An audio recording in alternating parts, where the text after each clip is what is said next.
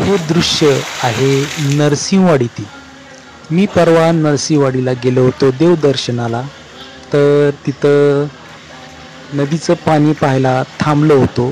तर एक माझा मित्र पोहत होता आणि मी पायऱ्यावर उभारून ते शूटिंग घेत होतो. आणि ह्या मजबूत दगडी पायऱ्या त्या काळी बांधलेल्या किती मजबूत आहेत. तर हे झाडाचं दृश्य खूप सुंदर आहे. इथं इतकं प्रसन्न वाटते की मी इथं बराच वेळ होतो.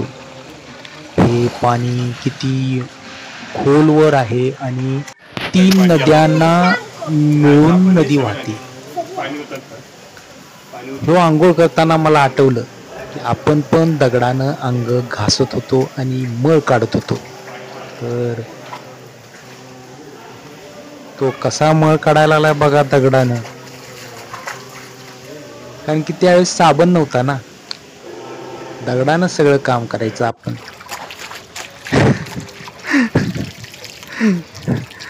तर इथं हे देवाचं दर्शन घेतलं आणि म्हटलं आता चला जाऊया पुढील दर्शनासाठी.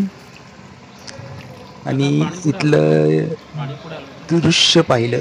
एक चिमुकली आपल्या पप्पांना सांगत होती की चला की पप्पा पाण्यात पोहायला जाऊया. पप्पा म्हणाले पोहायला तुला पण येत नाही आणि मला पण येत नाही, येते तर त्या पोरग्याला येते पोहायला. आणि मग देवाचं दर्शन घेतलं आणि मी माझ्या घरी निघालो. थँक्यू.